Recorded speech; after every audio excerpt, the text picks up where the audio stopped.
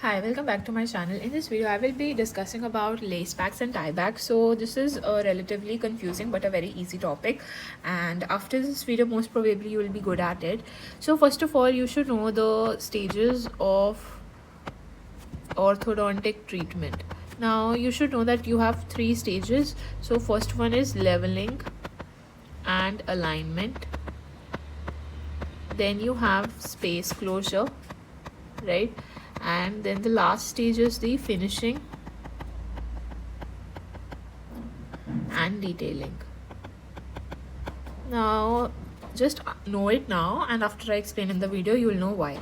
So in leveling is what you use is lace backs, and for space closure you use tie backs. All right, so you use tie backs. Sometimes they just ask this much only, so even if you forget, just remember L for leveling and L for lace back. All right, now let's talk about what exactly are lace backs. So in this lace backs, what you see is you have a 0.009 to 0.0110 ligature wire, and you basically extend the wire from most distally banded molar to the canine bracket.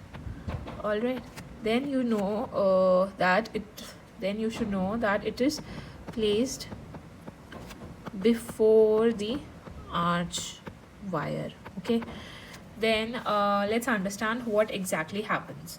So usually what we see is how it works. How does lace back work? So when you basically do this, you are basically doing arch length fixation. Now through this you basically inhibit the tipping of canines. Now when you inhibit the tipping of canines, you inhibit the proclination of incisors.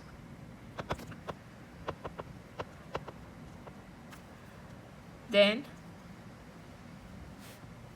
alright, then the second way you do is that the first step that you did, it has a biomechanical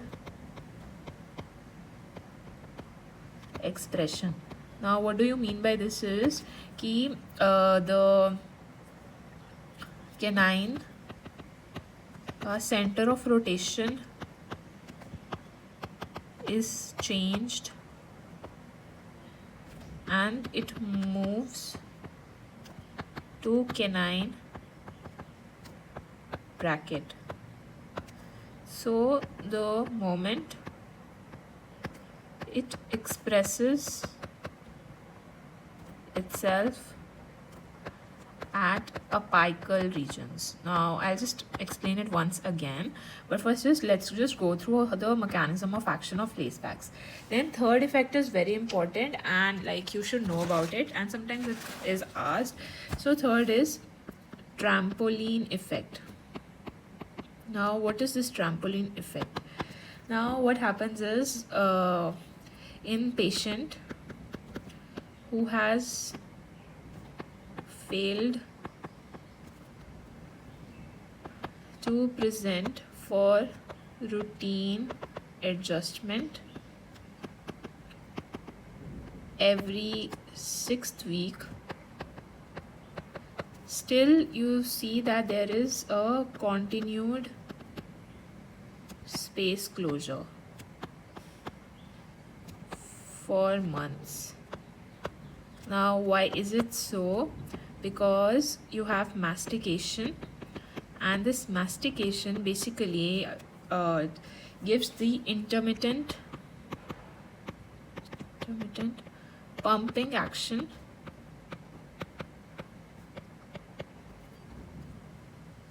and it activates the ligature wire also. So and it stretches it out auxiliary, and due to this it leads to a pseudo activation.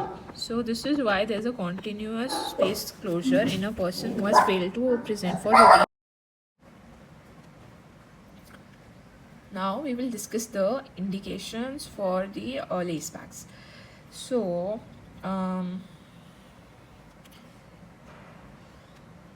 in this, first of all, Lacebacks. So you have two types of Lacebacks. One is the active form and one is the passive form.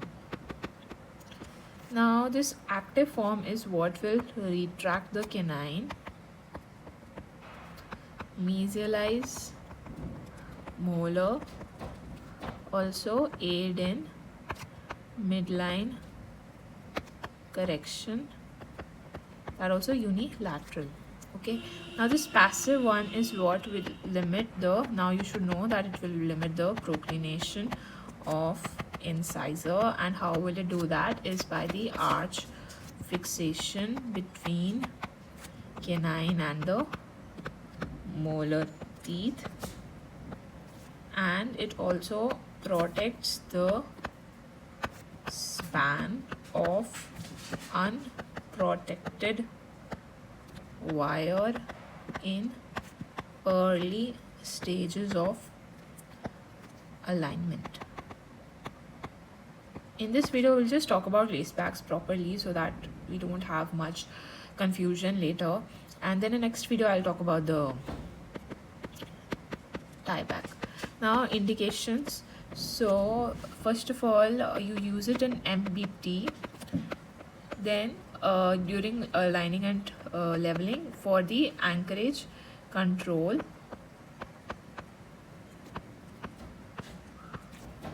Alright. Then you can basically,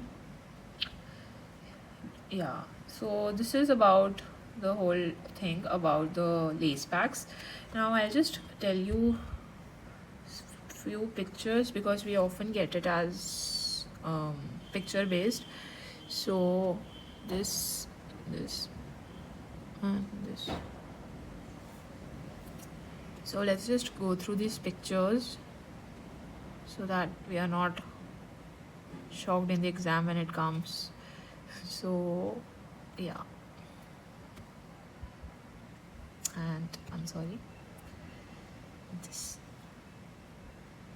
So let's understand.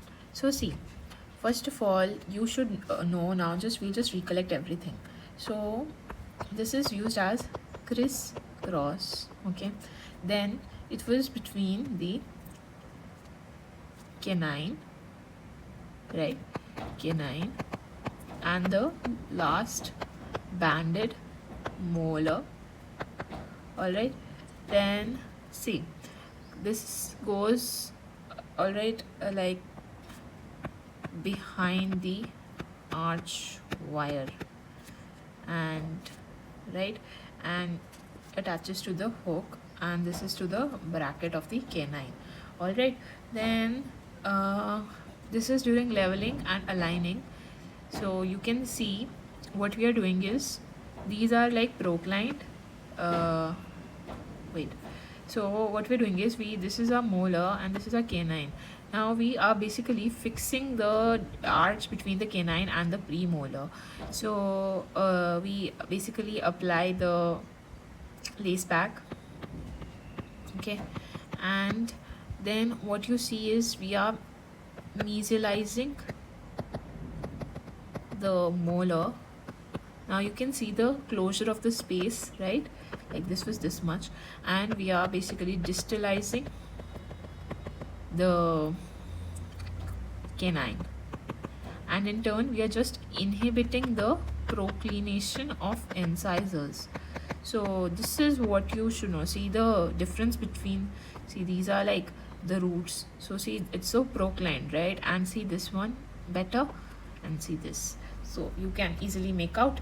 Now let's talk about this one. So here you have your canine, right, and this is our molar. So this extraction case, so canine, and this is a molar. So see there's a crisscross pattern, and see it is attached to here, and this is our lace back, which I'm talking about. Now see again. So yep, so this is an active lace back. So basically you are using it for the closure of the extraction space. All right, now yeah, so this is all about the thing that you should know, and plus you should also know the wire that is used in the initial stages, that is leveling and alignment. So it is either a night eye, or you can use a multi stranded SS wire. Okay, so yeah, this is all about the lace back that you should know, and this comes as a picture based question. I'll just tell you once again, if in the next video you will see that there will be an elastic module. Whenever you see a module, it is going to be a tie back, it is never going to be a lace back. This is, I'm telling you in a layman language so that you can make out in the exam. So yeah, so this is about lace back. In the next video I'll cover about tie backs. If you found this video helpful, do give it a like, share, subscribe.